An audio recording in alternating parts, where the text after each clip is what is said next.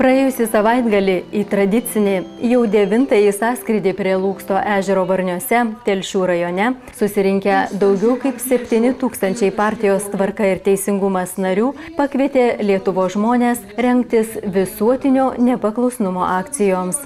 Partijos tarybos nariai, įvertinę šalies ekonominę ir politinę situaciją bei vyriausybės veiksmus, priėmė deklaraciją, kurioje konstatavo, kad Lietuvoje paminami pagrindiniai visuotinės žmogaus teisių deklaracijos principai – laisvė, asmeninis saugumas ir vienoda įstatymo apsauga, teisė į išsilavinimo ir užsiėmimo pasirinkimą, tinkamas darbo sąlygas bei teisė į apsaugą nuo bedarbystės. Deklaracijoje valdančiai daugumai primenama, kad valstybės piliečiai turi teisę į laisvę, nuosavybę, asmens saugumą ir pasipriešinimą priespaudai.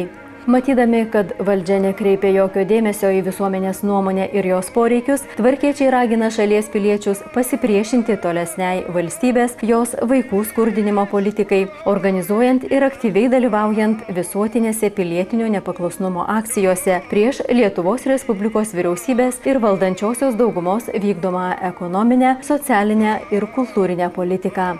Sąskrydžio deklaracija apie politinę padėtį šalyje specialioje kapsulėje helio balionų pagalba pakilo virš daugiatūkstantinės sąskrydžio minios ir nusklendė virš Lietuvos. Tądien vykusiame tarybos posėdyje tvarkiečiai taip pat aptarė partijos rinkimų į savivaldybių tarybas programinės nuostatas, patvirtino kandidatus į Seimą 13 vienmandačių apygardų 2012 metų rinkimuose.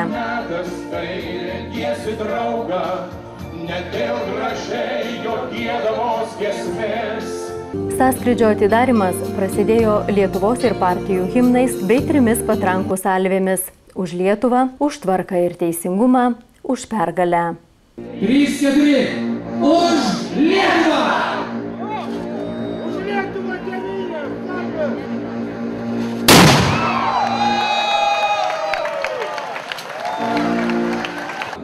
Už tvarką ir teisingumą!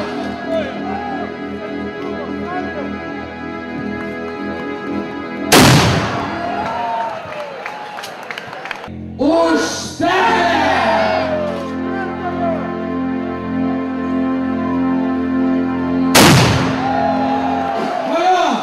Partijos lyderio, Europos parlamento nario prezidento Rolando Pakso sveikinimo žodžiai sąskrydžio dalyviams tryško optimizmu ir žemaitišku humoru.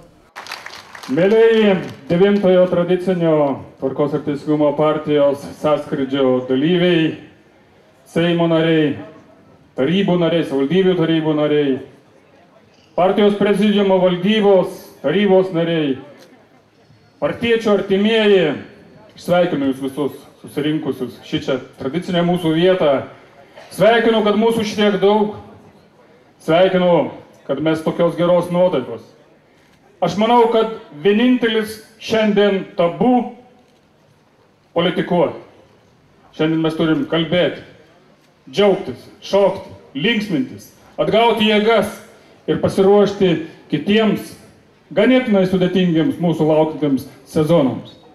Šiandien ne vieną kartą skambėjo skaičius. Ir Evaldas Lementauskas, ir Onutė kalbėjo 11. Šiandien norėčiau dar, kad visi mes išmoktume žodį 11, kadangi esam žemaitijai, tarti žemaitiškai. Pabandykim pakartoti. Veiniaulika. Pusę biesų, dar kartelį.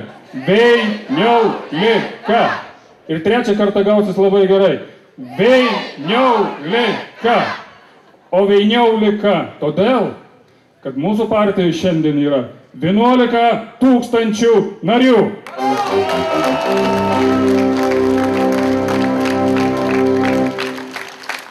Linkėdamas jums meilės, ramybės, vilties, tikėjimo, harmonijos, viso pačio geriausio jums ir jūsų artimiesiems. Aš norėčiau į sceną pakviesti ne jauniausią Seimo narį, ne 11 000 esančią numerių partietę, bet 19 515. Ačiū labai už apdovanojimą. Dėkojam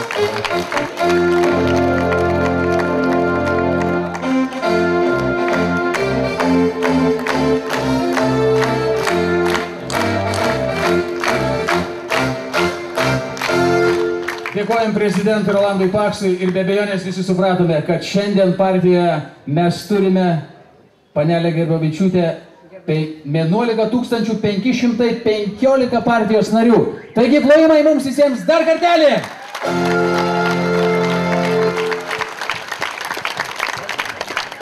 Po iškilmingo sąskrydžio atidarymo tvarkiečiai būrėsi į komandas ir jėgas išmėgino įvairių sporto šakų varžybose. Čia pat ant Lūksto ežero kranto buvo verdama 4 regionų sriuba. Žemaičiai virė žuvienę, o dzūkai grybų sriubą, į kurią sudėjo net 15 kg Varėnos miškuose surinktų voveraičių. Iš Varėnos miškų yra ekologiški, viskas sveiki, jo nieko neužsikrėtė dar. Varėna visą laiką garsėja grybai. Daug nepilnų. Užteva išmašyti. Viskas, prašau ragauti. O, tas ką duo.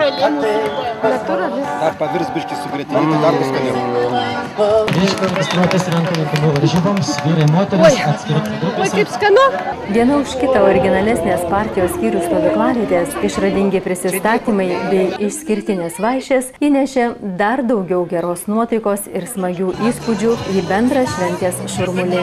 Reiklios komisijos vertinimų tądien nepralenkiami buvo Žemaitijos krašto atstovai šilutiškiai.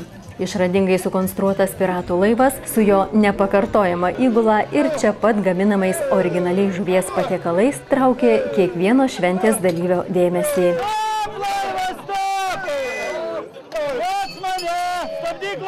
Neveikia. Neveikia. Neužsiveda.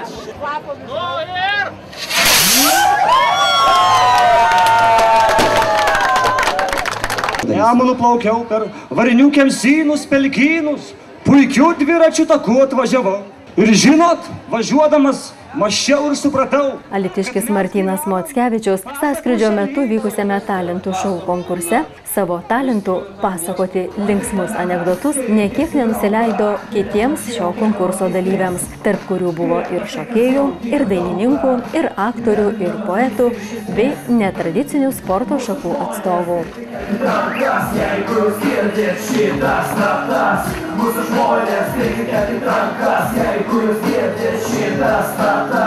Puikus vasariškas oras, nuostabi gamta, smagus nuotaikingos gyvos muzikos šėlsmas, draugiškų varžybų azartas, naujos bendradarbiavimo užuomazgos tarp partijos skyrių sąskrydžio metu gausiame bendraminčių būryje nebejotinai suteikia daugiau pasitikėjimo ir vilties siekiant bendrų tikslų, tvarkos ir teisingumo link.